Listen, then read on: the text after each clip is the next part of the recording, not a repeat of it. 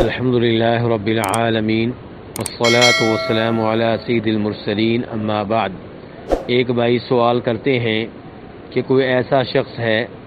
جسے یہ یقین ہے کہ اس نے وضو کیا ہے، لیکن اب اسے شک ہو رہا ہے کہ اس کا وضو ٹوٹا ہے یا نہیں ٹوٹا، اس کی ہوا نکلی ہے یا نہیں نکلی، تو اس آدمی کے بارے میں کیا حکم ہے؟ کیا اس حالت میں وہ نماز پڑھ سکتا ہے؟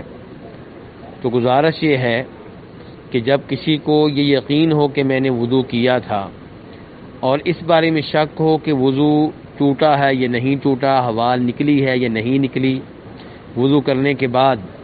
میں نے پیشاب کیا ہے یا نہیں کیا، تو شریعت کا اصول ہے کہ آپ یقین پہ برقرار رہیں اور شک و شبہ کو زائل کر دیں، اس کی پرواہ نہ کریں۔ اور یہ اصول علماء کرام نے اس حدیث سے لیا ہے جسے امام بخاری اور مسلم وغیرہ روایت کرتے ہیں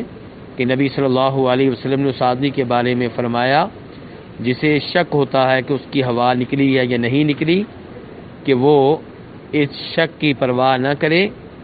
اور اس وقت تک مسجد سے نہ نکلے، اس وقت تک نماز سے نہ نکلے جب تک کہ وہ ہوا نکلنے کی آواز نہ سن لے یا اس کی بدبو نہ سونگھ لے۔ اس کے برعکس اگر کسی آدمی نے اس بات کا یقین کیا ہوا ہے کہ اس کا وضو ٹوٹ گیا تھا،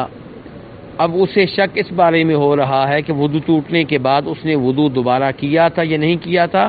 تو یہاں پہ بھی ہم یہی کہیں گے کہ اصول یہ ہے کہ الیقین لا یزول بالشک، کہ یقین جو ہے وہ شک کے ساتھ زائل نہیں ہوگا۔ آپ کو یہ یقین ہے کہ آپ کا وضو ٹوٹ گیا تھا، اب آپ کو شک ہے کہ آپ نے وضو کیا تھا یا نہیں کیا تھا، تو آپ اپنے یقین پہ برقرار رہیں کہ آپ کا وضو نہیں ہے اور دوبارہ وضو کر کے اور آپ وضو کر کے نماز پڑھیں۔ البتہ اگر وضو یقینی طور پہ کیا ہو اور یہ بھی یقین ہو کہ میرا وضو ٹوٹ گیا ہے، تو یہاں پہ وضو دوبارہ کیا جائے گا اور پہلے وضو کے ساتھ نماز ادا کرنا درست نہیں ہوگا۔ واللہ تعالی اعلم۔